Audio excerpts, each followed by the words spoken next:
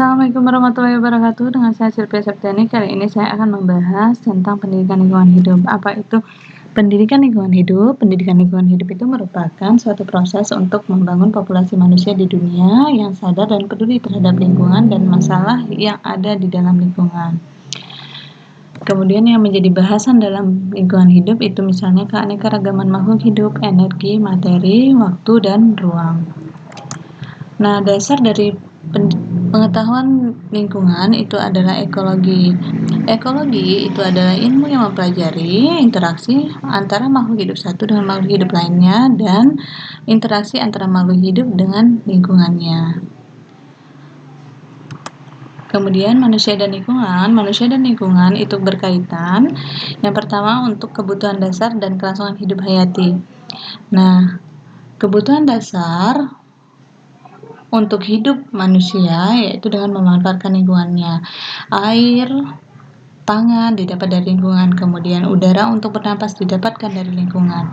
Kemudian kebutuhan manusiawi itu meliputi kebutuhan manusia untuk mencari sesuatu, baik itu yang sifatnya material ataupun non material, misalnya untuk mencari ilmu atau untuk berinteraksi dan untuk bersosialisasi dengan makhluk hidup lainnya.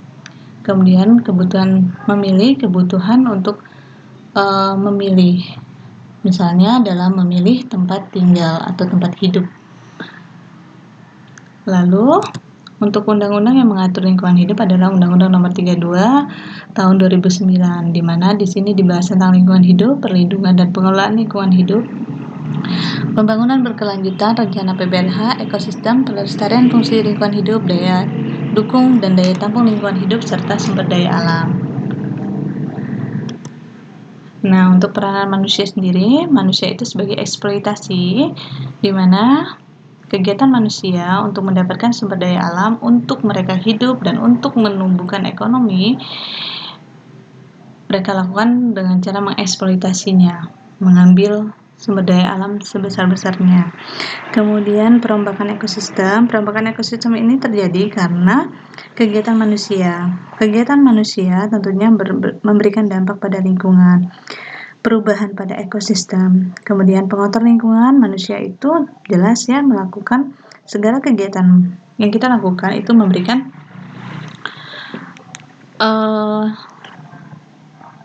dampak pada lingkungan, misalnya untuk rumah tangga menghasilkan sampah atau limbah cair. Kemudian belum lagi sektor industri yang juga menghasilkan pencemaran baik itu udara, air ataupun tanah. Kemudian penyebab evolusi itu terjadi secara alamiah dan buatan. Alamiah itu terjadi di alam, kemudian secara buatan itu bisa dilakukan oleh manusia. Misalnya dalam pencarian bibit-bibit unggul, tentu saja manusia melakukan perkawinan silang yang akhirnya menghilangkan spesies asli. Kemudian membina lingkungan melalui pengetahuan yang dimiliki manusia juga mampu menjaga, melestarikan lingkungannya. Lalu masalah pokok lingkungan yang pertama adalah dinamika manusia. Dinamika manusia adalah pertumbuhan manusia yang banyak, yang pesat, menimbulkan masalah pada lingkungan, baik itu dari pemanfaatan sumber daya alamnya ataupun untuk tempat tinggal manusia itu sendiri. Kemudian pengembangan sumber daya alam dan energi. Pengembangan sumber daya alam energi juga mampu mengubah ekosistem, di mana saat kita mau mengambil sumber daya alam atau energi, kita berarti harus melakukan pengeboran, penggalian, yang secara tidak langsung akan mengganggu ekosistem sekitarnya. Lalu pertumbuhan ekonomi bisa didapat dengan memajukan sektor-sektor industri, pembuatan lapangan kerja, pengubahan lahan menjadi sektor industri tentu saja memberikan dampak pada lingkungan. Kemudian perkembangan ilmu, riset dan teknologi, perubahan tenaga kerja, iptek menghasilkan mesin-mesin sehingga terjadi evolusi industri di mana perubahan dari tenaga manusia menjadi tenaga mesin. Tentu saja ini memberikan dampak pada lingkungan, baik itu polusi udara ataupun polusi air dan tanah. Kemudian benturan terhadap tata lingkungan, di mana tata lingkungan yang salah mengakibatkan drainase yang buruk sehingga akan memberikan efek pada lingkungan, misalnya terjadinya banjir karena drainase yang buruk, atau perubahan lahan pertanian atau lahan hutan menjadi area pemukiman, juga menjadi masalah pokok bagi lingkungan.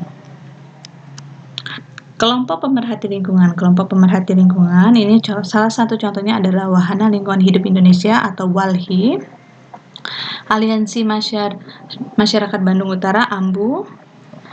Kemudian waktu itu saya sempat dalam rangka kunjungan PLH bersama mahasiswa bertemu dengan masyarakat area Tanjung Barat, di mana mereka mempunyai forum masyarakat pemerhati lingkungan di sana di Tanjung Barat. Mereka setiap bulannya melakukan kegiatan-kegiatan, misalnya pembersihan aliran sungai sekitar mereka. Jadi sampah-sampah di aliran sungai diambil, sungai-sungai dibersihkan, kemudian mereka juga melakukan penanaman tanaman di sekitar pinggiran sungai untuk mencegah terjadinya erosi. Lalu maksud pendidikan lingkungan hidup yaitu mengembangkan kesadaran umat manusia akan lingkungan hidupnya, permasalahan yang didapat di dalamnya, sehingga mengembangkan pengetahuan, sikap, motivasi, keterampilan, dan kesungguhan mencari pemecahan masalah lingkungan hidup yang ada dan mengusahakan mencegah timbulnya masalah lingkungan hidup yang baru. Lalu tujuan PLH yang pertama menimbulkan kesadaran. Kita sadar bahwa kita butuh lingkungan untuk tetap melangsungkan kehidupan. Jika kita sadar, maka kita akan peduli terhadap kelestarian lingkungan kita. Kemudian menumbuhkan pengetahuan bagaimana cara menjaga lingkungan, bagaimana cara kita bersikap terhadap lingkungan. Kemudian menumbuhkan sikap kita, bagaimana sikap yang harus kita lakukan terhadap lingkungan. Misalnya, contoh kecil saja, membuang sampah pada tempatnya. Jadi kalau kita sudah melakukan dari diri kita, dari bagian yang terkecil, membuang sampah pada tempatnya, jika semua orang berpikir seperti itu, maka lingkungan sekitar kita bersih. Sayangnya hal ini mungkin belum ditumbuhkan pada diri mereka. Semoga melalui pembelajaran ini mampu menumbuhkan sikap yang baik dari kita untuk menjaga lingkungan kita. Lalu menumbuhkan keterampilan. Dari pengolahan lingkungan tadi, kita bisa menumbuhkan keterampilan bagaimana caranya mengolah sampah yang menumpuk menjadi sesuatu yang lebih baik. Misalnya, sampah bekas plastik bisa dijadikan kerajinan tangan, atau sampah basah, sampah organik dijadikan pupuk atau kompos. Kemudian kemampuan evaluasi, kemampuan kita untuk mengevaluasi kegiatan yang kita lakukan, bagaimana dampaknya terhadap lingkungan. Kemudian partisipasi, bagaimana kita menjaga lingkungan bersama-sama, menjaga lingkungan. Syukur-syukur kita mampu mengajak masyarakat sekitar kita untuk berpartisipasi dalam menjaga lingkungan. Nah, baik, demikianlah materi pendidikan lingkungan hidup dari saya. Semoga bermanfaat bagi kita semua. Wassalamualaikum warahmatullahi wabarakatuh.